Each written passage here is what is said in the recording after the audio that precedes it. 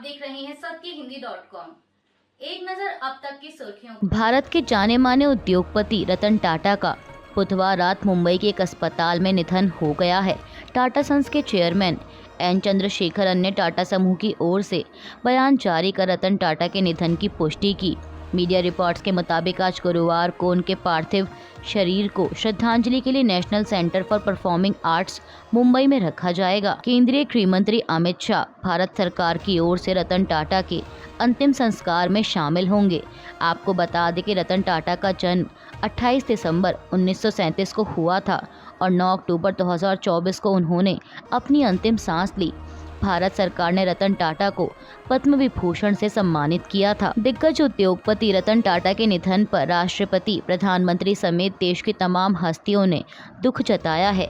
राष्ट्रपति द्रौपदी मुर्मू ने एक्स पर लिखा कि रतन टाटा के निधन से भारत ने एक ऐसा आइकन खो दिया जिन्होंने कॉरपोरेट ग्रोथ को देश के निर्माण से जोड़ा, साथ ही उत्कृष्टता को नैतिकता से। वहीं प्रधानमंत्री मोदी ने एक्स पर लिखा, श्री रतन टाटा जी एक विजनरी बिजनेस लीडर और एक असाधारण व्यक्ति थे।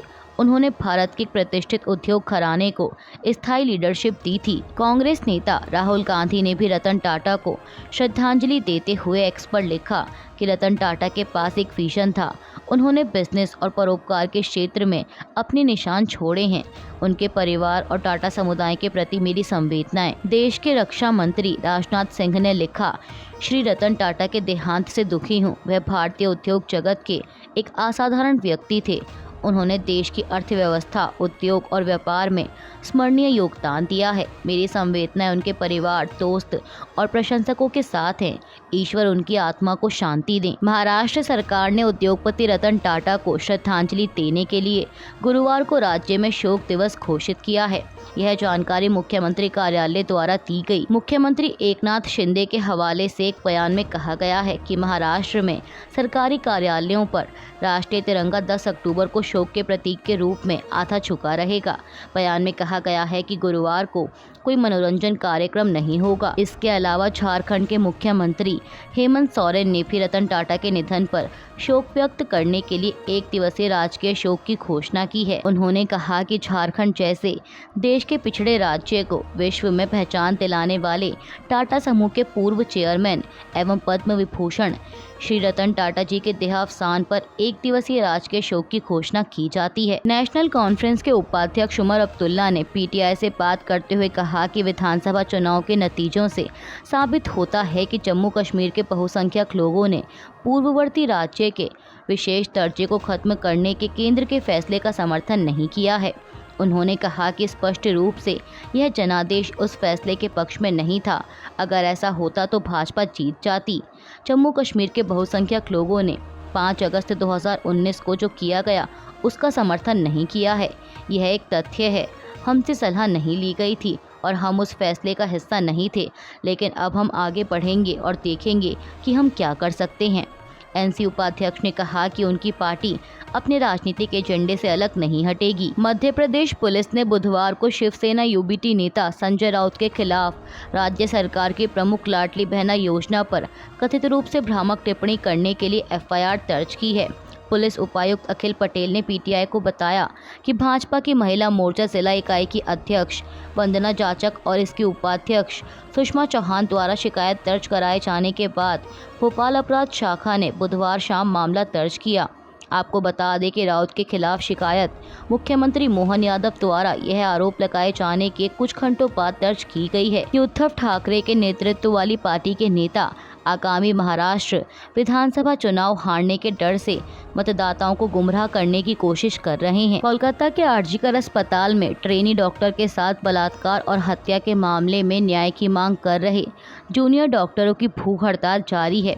इस बीच पश्चिम बंगाल के राज्यपाल सीवी आनंद बोस ने कहा कि मैं डॉक्टरों से अनुरोध करता हूं कि कृपया अपनी भूख हड़ताल वापस लें। कल एक बैठक बुलाई जाएगी जिसमें डॉक्टरों की 10 मांगों को सुना जाएगा और कोई रास्ता निकाला जाएगा। वे न्याय चाहते हैं, उन्हें न्याय मिलेगा, उन्हें न्याय मिलना चाहिए। राज्यपाल ने कहा कि यह नागरिक समाज का कर्तव्य है और हम इसके लिए मिलकर काम करेंगे।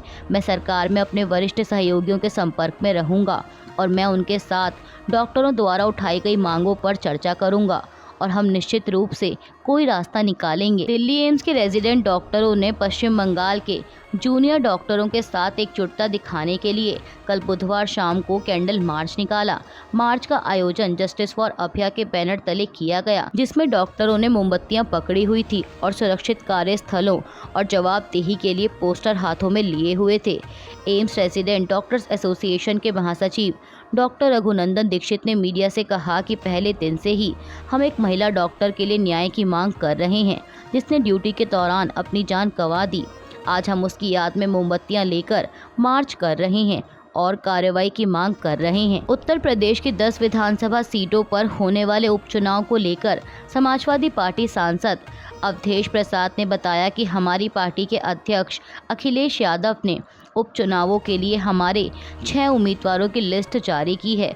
उसमें मेरे बेटे अजीत प्रसाद को भी उम्मीदवार घोषित किया गया है। हरियाणा में कांग्रेस की हार के बाद पार्टी में आंतरिक बयानबाजी भी शुरू हो गई है। मीडिया रिपोर्ट्स के मुताबिक अंबाला कैंट से कांग्रेस के टिकट पर हारने वाले परविंदर पाल ने कहा कि मुझे पार्टी ने हराया है।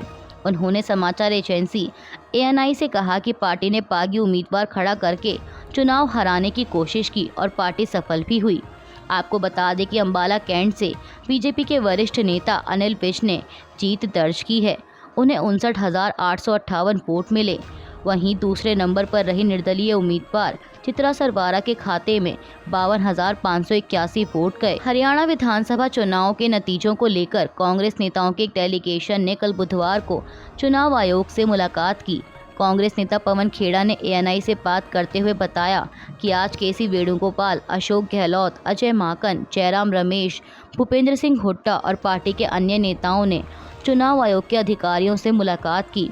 हमने चुनाव आयोग को अवगत कराया कि करीब 20 शिकायतें जो हमारे पास आई थीं, उसमें से 7 लिखित शिकायतों में ऐसी मशीनें थीं जो वोटिंग के दिन 99% दिखा रही थी और अन्य सामान्य मशीनें 60 से 70% दिखा रही थी। इससे हमने चुनाव आयोग को अवगत कराया है। हमने मांग की कि जांच पूरी होने तक उन मशीनों को सील कर सुरक्षित रखा जाए। हमने चुनाव आयोग को यह भी कहा कि अगले 48 घंटों में हम बाकी शिकायतें भी उनके सामने रखेंगे। चुनाव आयोग ने हमें आश्वासन दिया है कि वह जवाब देंगे। अमेरिका में मिल्टन तूफान से तबाही की आशंका को देखते हुए सुरक्षा की तैयारियां जोरों पर हैं। अब ये फ्लोरिडा के सारासोटा की ओर बढ़ता दिख रहा है। तूफान के मद्देनजर फ्लोरिडा में प्रशासन ने तटवर्ती क्षेत्रों को खाली करने के आदेश दिए हैं। लगभग 10 लाख लोगों को सुरक्षित स्थानों पर जाने के लिए कहा गया है। इससे पहले राष्ट्रपति जो बाइडेन ने लोगों को चेतावनी देते हुए कहा था कि यह सदी के सबसे विनाशकारी तूफानों में से एक होगा। उन्होंने तूफान से लोगों को बचाने की सरकार की कोशिश के खिलाफ डोनाल्ड ट्रंप के कथित दुष्प्रचार की भी आलोचना की है। अभी के लिए बस इतना ही। बाकी की खबरों के लिए जुड़े रहिए सत्यहिंदी.com के साथ।